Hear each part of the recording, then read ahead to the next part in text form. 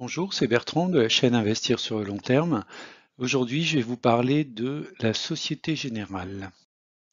Avertissement, je ne suis pas conseiller financier, cette vidéo n'a pas pour but de vous proposer un placement financier ou un quelconque conseil d'achat, mais uniquement un but pédagogique et de partage, vous restez responsable de vos investissements. On va commencer par la fiche signalétique de Société Générale. Donc si vous êtes client de Société Générale, sachez que pour la Société Générale, c'est vous l'avenir. C'est également le tagline de la société. Alors c'est une société qui est relativement ancienne puisqu'elle a été créée en 1864. Bon, on ne va pas aller dans le détail de l'historique, mais globalement la Société Générale est classée donc numéro 3, si on regarde le produit net bancaire qui est l'équivalent du chiffre d'affaires pour les sociétés et les banques, sociétés bancaires et financières. Numéro 3 derrière BNP Crédit Agricole, deux sociétés qui sont également cotées. Alors en nombre de collaborateurs, 133 000 donc employés, un peu plus de 30 millions de clients avec trois activités principales, de la banque de détail, donc des clients particuliers, de la banque d'entreprise et également de la banque pour les investisseurs institutionnels. 137 nationalités travaillent pour la Société Générale et la Société Générale est présente dans 61 pays, donc quasiment tous les continents, même si le continent européen représente un peu plus de 50% de l'effectif et un peu plus de 55% du chiffre d'affaires, on va dire. Un chiffre d'affaires qui se répartit de la manière suivante, donc 14 milliards en Europe de l'Ouest, à peu près 2,8 milliards en Europe centrale et orientale. On va avoir 1,6 milliard en Afrique, 1,4 milliard en Australie et 1,6 milliard en Amérique. Donc les Amériques ne représentent pas une activité très dense en fait pour la Société Générale. Alors, pourquoi je veux vous parler de la Société Générale? Eh bien, je pense qu'elle a du potentiel, ne serait-ce que sur le court terme, sur le moyen terme, par rapport à deux choses. La première, c'est le fait que Société Générale est, avec sa filiale Boursorama Banque, est très présente dans la banque en ligne, qui connaît une explosion depuis, on va dire, ces 10 dernières années. Donc Boursorama, en fait, Boursorama Banque a un peu plus de 3 millions de clients, ce qui constitue un potentiel énorme dans les années à venir, notamment pour Société Générale. Et le deuxième point, c'est ALD Automotive, puisque Société Générale détient 80% d'ALD Automotive. Et très récemment, ALD Automotive a annoncé en fait un projet d'acquisition de la société LeasePlan, un concurrent, en vue de créer un leader de la mobilité, notamment de la gestion et de la location de flottes de véhicules. Donc je vous ai mis un petit graphe en fait qui représente les principaux acteurs de ce marché. La combinaison en fait de LeasePlan et d'ALD va permettre d'être vraiment un acteur très très important sur ce marché qui, à mon avis, dans les années à venir, vont générer énormément de marge, notamment dû au fait que de plus en plus de personnes, physiques ou morales, que ce soit des entreprises ou des particuliers, vont plutôt louer leur voiture plutôt que de passer par un achat de véhicule comptant ou via des crédits bancaires. Donc ALD va proposer vraiment une solution complète autour de la gestion de flotte de véhicules. Ce qui me semble, moi, un point très différenciateur par rapport aux banques concurrentes. Alors les chiffres clés de Société Générale, donc ça c'est des éléments tirés de la publication des résultats au troisième semestre 2021. Donc une très bonne nouvelle, c'est que le produit net bancaire s'est largement redressé depuis l'année 2020 avec des progressions qui sont relativement conséquentes, ce qui va permettre notamment en termes de résultats nets de pouvoir dégager un résultat net très relativement important, ce qui va par conséquent permettre à la Société Générale de délivrer un niveau de rendement très largement supérieur à ce qui a été fait sur notamment l'année 2020.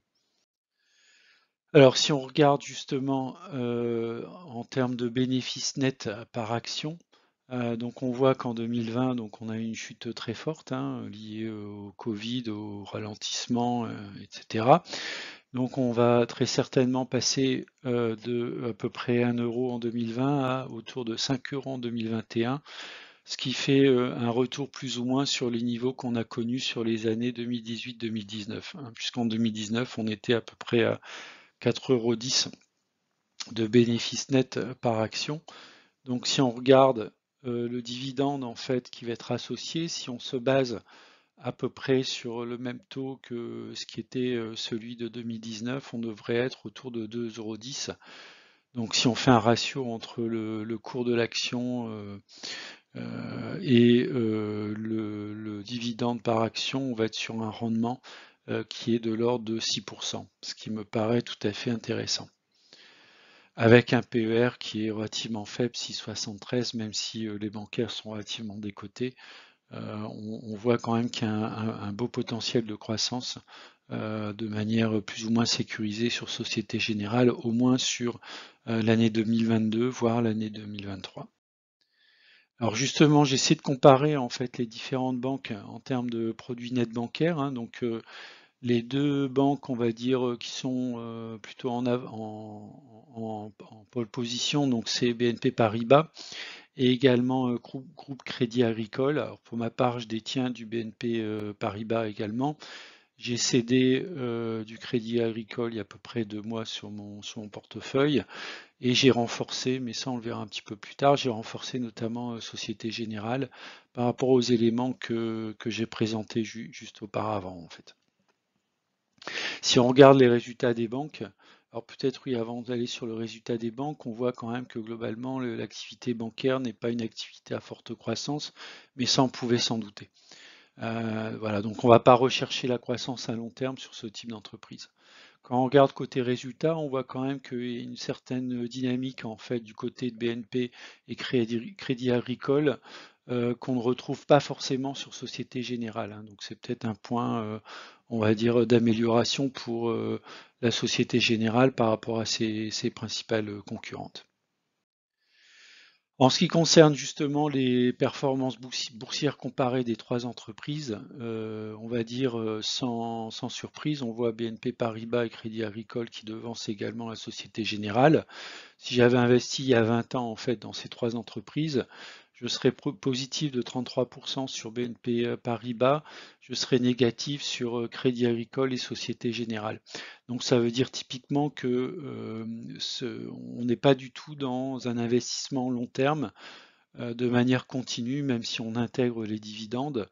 En intégrant un dividende, c'est sûr qu'on serait sans doute positif, mais en retirant la notion d'inflation, bon, je suis pas sûr qu'on aurait une croissance très importante. Alors par contre, on peut voir quand même que les cours ont été dans des creux à différentes reprises, mais ça, je le traiterai sur la slide suivante.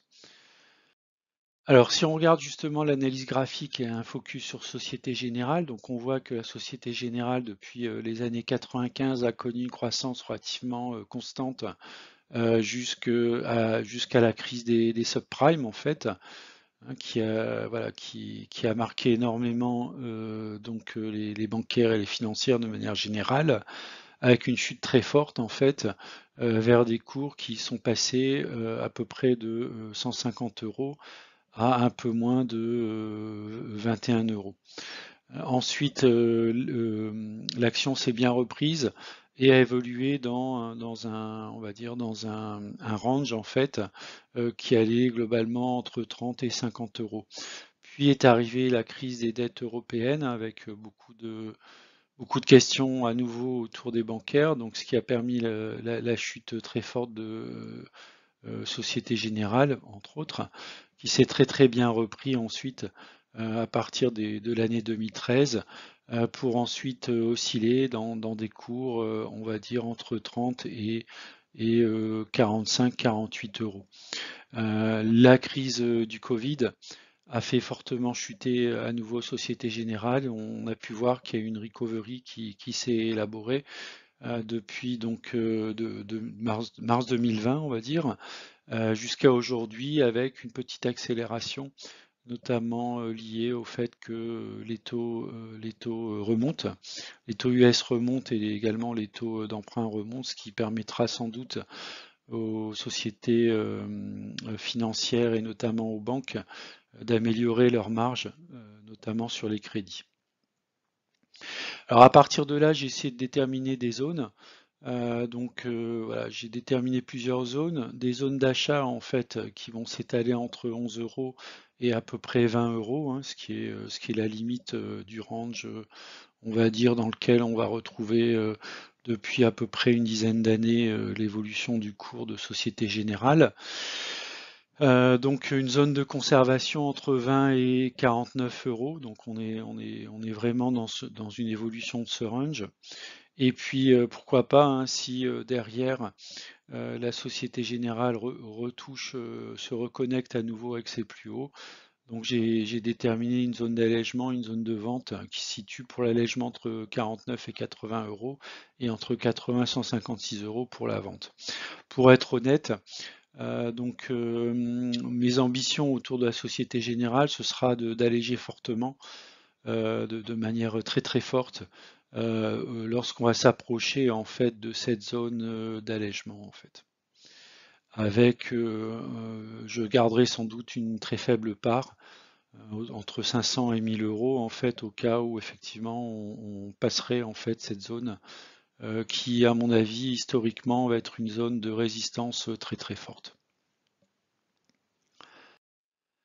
Alors, sur les positions de Société Générale que j'ai dans mon PEA, donc j'ai un prix de revient unitaire à 27,80 €. Alors, si on regarde ici, je suis en zone de conservation, à peu près dans le milieu du range.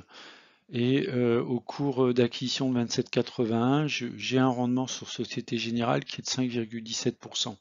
Mon objectif global sur mon portefeuille étant de 4% de rendement. Société Générale a une contribution positive en fait au rendement sur mon portefeuille. En ce qui concerne le nombre d'actions détenues, donc j'ai 70 actions pour un total de 2291 avec une plus-value de 344 euros. Donc on peut comprendre que j'ai investi à peu près à niveau de 4 paliers de 500 euros. Et ce qui correspond au niveau de mon portefeuille à une ligne de 3,52% de mon portefeuille. Alors, au niveau des dividendes cumulés, je n'ai pas de dividendes cumulés. On est en début d'année. Et puis j'ai renforcé très récemment sur ce titre. J'ai pas d'ordre en cours, mais très certainement je me renforcerai lorsqu'on va se rapprocher des 20 euros et je m'allégerai autour de cette zone 49-50 euros, 48-50 euros. Alors, est-ce que je vais investir dans Société Générale à long terme? Oui, mais plutôt un investissement à moyen terme pour profiter des fluctuations de la Société Générale, qui est quand même assez exposée en fait aux risques, on va dire aux risques financiers mondiaux généraux. Hein, on l'a bien vu avec la crise des subprimes, avec la crise du Covid, avec la crise de l'euro. C'est une action qui n'est pas très résiliente. Donc ça a à la fois un avantage et un inconvénient. L'avantage, c'est qu'on peut profiter justement de l'effondrement du cours de l'action pour en prendre, hein, puisqu'on a vu que la société est capable ensuite d'avoir une recovery très rapide. Et bon, l'inconvénient, c'est effectivement si on en détient un prix moyen relativement élevé, on risque d'être relativement bloqué pendant un petit moment en fait. Je pense qu'actuellement, le contexte économique est plutôt favorable aux bancaires, hein, notamment avec le taux US qui augmente, avec les taux notamment des emprunts français, allemands, européens qui remontent, ce qui permettra sans doute aussi derrière aux banques de pouvoir également augmenter leur marge, notamment sur tout ce qui va être prêt bancaire, prêt immobilier, etc. Donc je pense qu'il faut profiter de la conjoncture et du rendement. Donc on a quand même un beau rendement, un peu plus de 5%.